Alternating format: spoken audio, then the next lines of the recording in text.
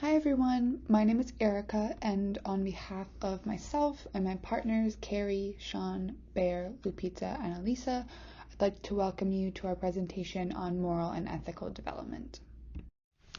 So just to give you a brief overview of the theories we're going to be discussing, we will start with Kohlberg's theory of moral development.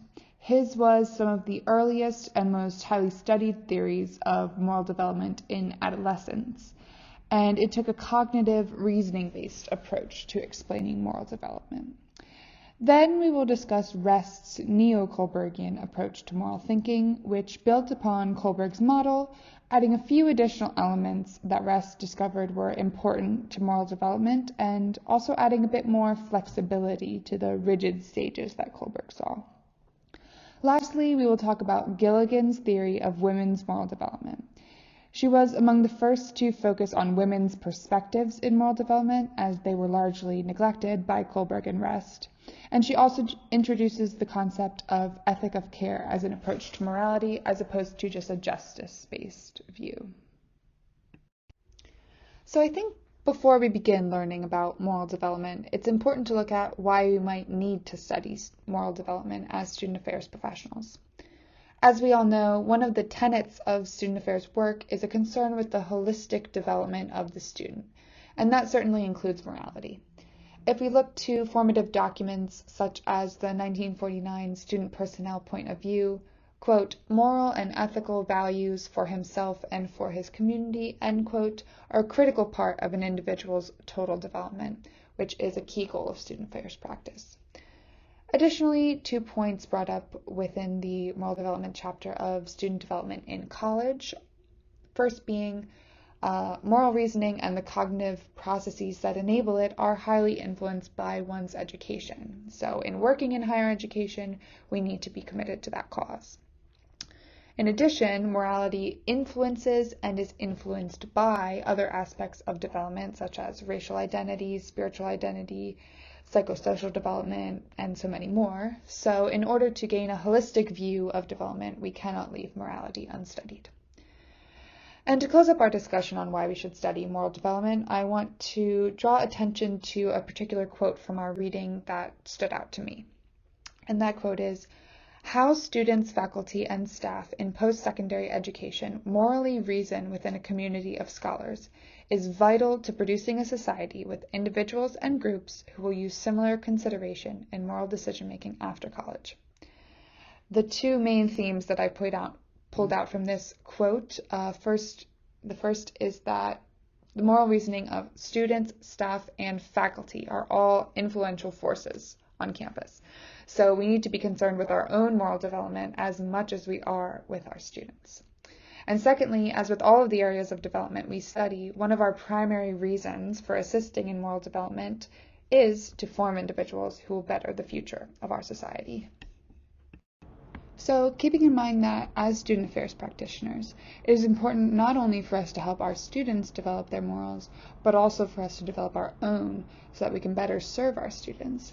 We want to challenge you throughout the presentation to consider your own moral development. So as you're developing your understanding of these theories, think about whether you can recognize your own morality in any of the patterns or stages that are described. If you can't, how might you adapt the theory to align more with your own moral development? And how can you use knowledge of these theories to advance your own moral development?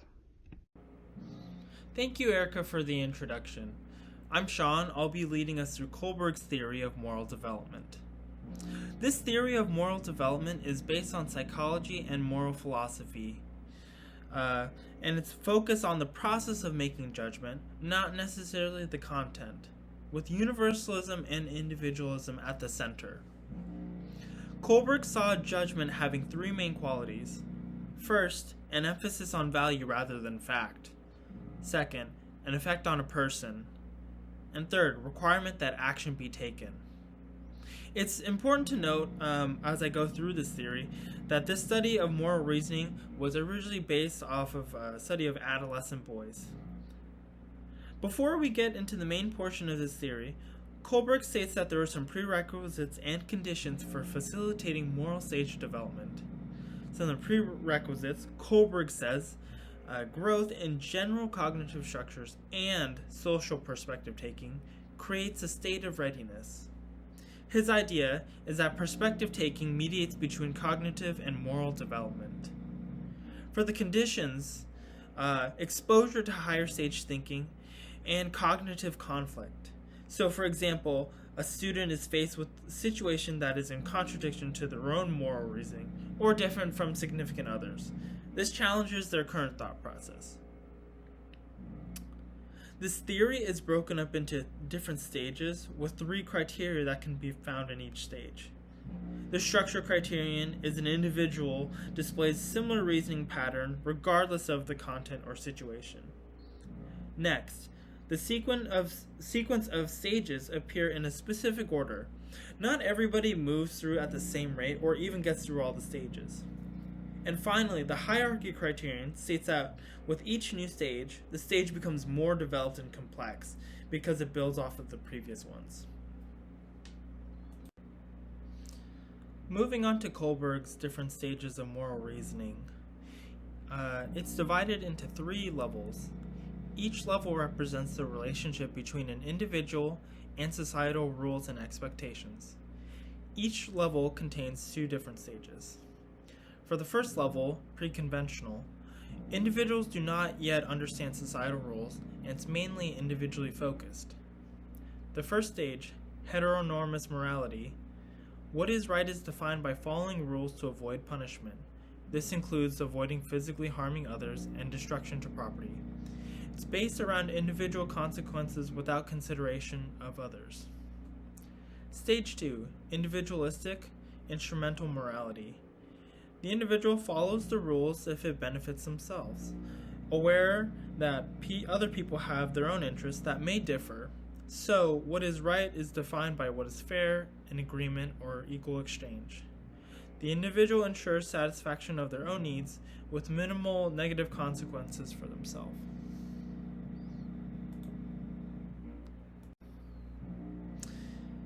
In the second level, conventional, individuals identify themselves with rules and expectations with special consideration to authority.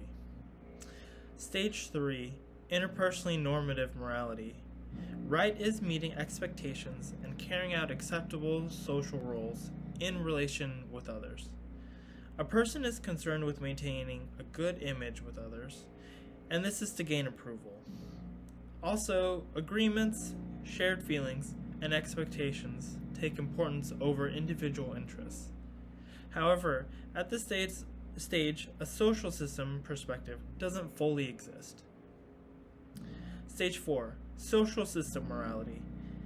At this stage, a person recognizes that the social system that consists of rules and procedures. These rules and procedures apply to everyone equally.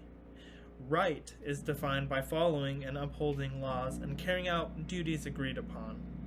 A person acts in accordance to maintain the social system and carries out societal obligations.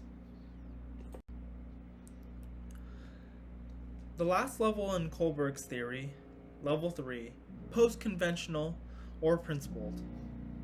At this level, individuals separate themselves from society and choose self-chosen principles. This is considered the prior to society perspective. In stage 5, human rights and social welfare morality, laws and social systems are evaluated on how they promote human rights and values. The social system is a social contract freely entered to protect members and their rights and welfare. Moral obligations and social relationships are based on the making, agreements, and dependability. Finally, stage 6, morality of universalizable, reversible, and prescriptive general ethical principles. Morality involves equal consideration to everyone involved in a moral situation. Decisions are based on general principles that apply to everyone. The process of how the contract is made is equally important to measure the fairness of the procedures in the underlying agreement. Some of the biggest critiques of Kohlberg's theory stem from the traits he uses to measure morality. There have been critiques that the standards Kohlberg used to score participants in his assessments were based in favor of certain values over others. His justice orientation elevates justice and individual rights, although these traits may not be equally valued by all cultures at all times. Even within a Western scope, traits and values traditionally associated with boys and men were given a higher value compared to those more easily associated with young girls. Today, we know that anyone is capable of being predisposed or displaying a given characteristic regardless of sex. But the issue remains that some characteristics may be arbitrarily weighted heavier than others. One of Kohlberg's heaviest critiques comes from his own theory. Of the 6 stages described by Kohlberg, he was never able to demonstrate the existence of a final 6th stage during his studies. This is an important stage for the model, and its absence causes logical problems. Stage 5 is grounded in the realization and application of a moral order within the confines of one's own society. In order to have a fully realized moral code, however, Stage 6 allows an individual to apply their convictions not only as a member of their own society, but as a member of the human race, able to discern right from wrong as it relates to all humans. Without proof of this 6th stage of universal morality, even Kohlberg admitted that his theory is left without a thematic, practical, or logical conclusion. Rest and his colleagues adapted Kohlberg's theory to create a neo-Kohlbergian approach to moral thinking. The main aspects of Rest's stages are directly borrowed from Kohlberg's own stages. The following are 6 concept stages that Rest identified for determining moral rights and responsibilities. The first stage is Stage 1, obedience. Do what you're told. Stage 2 is instrumental egoism and simple exchange. Let's make a deal. Stage 3 is interpersonal concordance. Be considerate, nice, and kind, and you'll get along with people. Stage 4 is law and order to the social order. Law and duty to the social order. Everyone in society is obligated and protected by the law. Stage 5 is societal consensus. You are obligated by whatever arrangements are agreed to by due process procedures. And the final stage is Stage 6, non-arbitrary social cooperation. How rational and impartial people will organize cooperation is quote-unquote moral. Now, these stages seem very similar to Kohlberg's model. However, Rest is beginning to view moral development on a broader scale through, quote, institutions and role systems in society, end quote. This is further developed in the following slide discussing Rest's schemas. Rest takes elements of Kohlberg's theory and developed a more complex model that would end up being examined through the usage of the Defining Issues Test, or DIT, and DIT-2. Now, Rest calls his stages schemas because he views moral development as soft, more permeable stages, as opposed to the rigid staircase model found in Kohlberg's theory. Under Rest's theory, this allows individuals to be in several schemas at once. Rest also viewed moral development as shifting distributions between schemas on the macro/worldwide level. This is in contrast to Kohlberg, whose moral development theory looked at interactions between smaller, more individual group settings. The schemas are as followed. The first one being personal interest schema, which is derived from Kohlberg stages 2 and 3, and this schema is developed during childhood. The second one is maintaining norms schema, and this one is derived from Kohlberg stage 4, and this schema looks at finding, quote, generally accepted norms to govern a collective, among other areas. And the last schema is the post-conventional schema, and this one is derived from Kohlberg stages 5 and 6. This schema is a lead indicator in college student development because it looks at moral obligation on communal values such as shared ideals. Despite the DIT and Kohlberg's Moral Judgment Inventory, or MJI, appearing to be similar, both are valid and reliable instruments that can be used for moral-related studies. Studies that have used the DIT indicate that moral development increases with age and educational level, and educational level here has more of an impact and influence on a student. This research continues to reveal that students who attend college also show a significant increase in principled reasoning beyond the normal development related to just growing up and maturing. However, a study by Mayhew et al. In 2012 made it clear that students still enter college with different moral development levels, meaning student affairs professionals should not assume that a student, particularly first-time students, may be at a particular stage or schema when they enter college. As student affairs professionals, some factors to keep in mind that affect a college student's moral development include educational interventions. As an example, this can be specific programming done with the intention to develop morale, and cultural and religious differences. While Rest's theory builds on and improves Kohlberg's original moral development theory, there are still shortcomings. Rest's approach uses a larger lens to measure moral development by pairing morality closely with a culture's standard social behavior. Even so, variations among key factors of socialization and identity development, such as racial identity development, cultural identity, and religious affiliation, yield conflicting results even within a single group. Similar to Kohlberg, a neo-Kohlbergian approach runs into challenges when exporting its theory outside of the West. While Kohlberg was criticized for placing higher emphasis on Western traits, a neo-Kohlbergian approach tries to incorporate a culture's values, but often falls short of properly measuring them with their standardized measurements. Carol Gilligan's feminist theory of moral development posits that women tend to develop a morality based on care and relationships, prioritizing the needs of others and maintaining connection, in contrast to men who often prioritize abstract principles of justice and fairness, which she argues is a biased view of morality, primarily derived from studies of men only. Essentially, Gilligan critiques traditional moral development theories for not adequately accounting for the distinct moral reasoning patterns of women. She noted that Freud's research portrayed women as deviants and used men as the standard to determine what is normal. Gilligan critiques Kohlberg's work, which we discussed earlier, for developing theory based only on male participants. While Kohlberg did eventually include women in his work, he never afforded women the same level of development as men.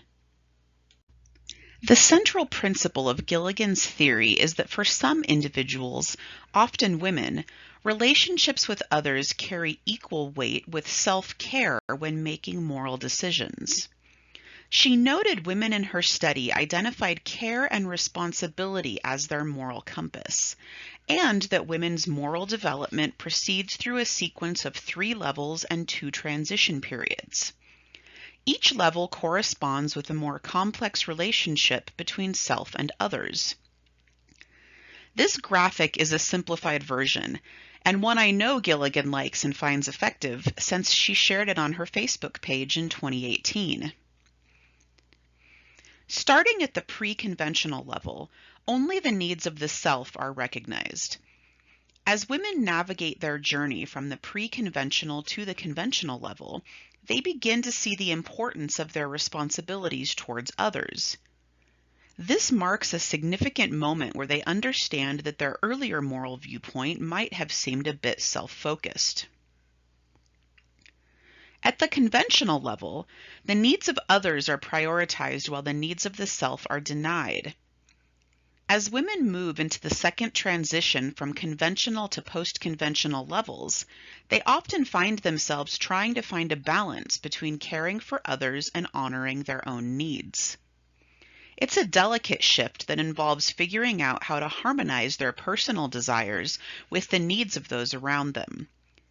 This leads to a shift in moral judgment away from goodness to truth, as they start to honestly assess their own desires, not just their responsibility to others. Finally, at the post-conventional level, a balance is struck between the needs of the self and others. Gilligan didn't identify specific ages when the levels of moral development would be reached. However, as Kohlberg did with his theory, she noted some women might not reach the highest level.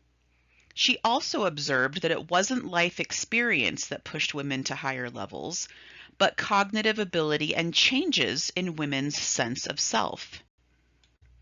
As noted in this week's reading, other scholars have contributed to a better understanding of the care ethic. However, findings on gender-related moral orientation are not always consistent. Many studies since Gilligan's research was published have explored the question of gender differences in moral development. Jaffe and Hyde in 2000 found empirical evidence largely does not support the idea that there are gender differences in either care or justice orientations. In fact, nearly 75% of studies in this area show there are no meaningful differences. Walker in 2006 noted, there is no support for the notion that Kohlberg's model downscores the reasoning of women and those with a care orientation, and Gilligan's claim of gender polarity in moral orientations cannot be sustained in light of the small effect sizes and analyses of gender differences. Other studies also found no clear pattern of students' race and ethnicity in development of their moral reasoning, though Miller in 2006 noted it does seem clear that culture influences justice and care reasoning and the priority that individuals place on these values. When applied to student affairs, Gilligan's theory of moral development highlights the importance of considering a student's focus on relationships and care when making decisions, recognizing that individuals may prioritize connection and empathy over strict rules or abstract principles, particularly impacting how female students navigate challenges on campus.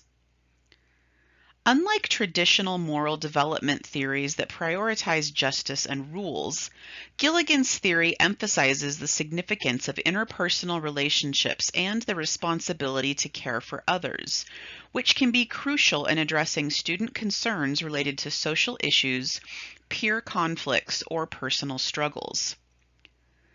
Gilligan's research suggests that women often have a different voice in moral decision-making, prioritizing connection and understanding over abstract principles, which student affairs professionals should acknowledge when working with female-identified students. Applying Gilligan's theory encourages student affairs practitioners to consider a student's whole context, including their relationships with peers, family, and the community, when addressing concerns and providing support. While Gilligan's work originally focused on gender differences, it's important to avoid overgeneralizing and recognize that individuals of all genders can exhibit care-based morality. We need to keep in mind that the application of Gilligan's theory should be adapted to the specific context of a campus and the unique needs of its students.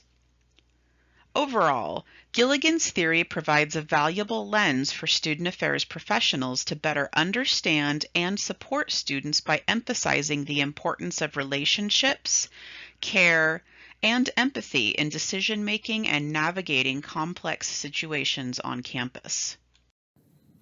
When comparing data sets between Gilligan's theory and Kohlberg's, there is no significant change in the data. This runs counter to Gilligan's argument that the care orientation of her theory would give women more of a voice compared to the judgment orientation of Kohlberg's theory. Some critiques of Gilligan's theory include a lack of empirical data.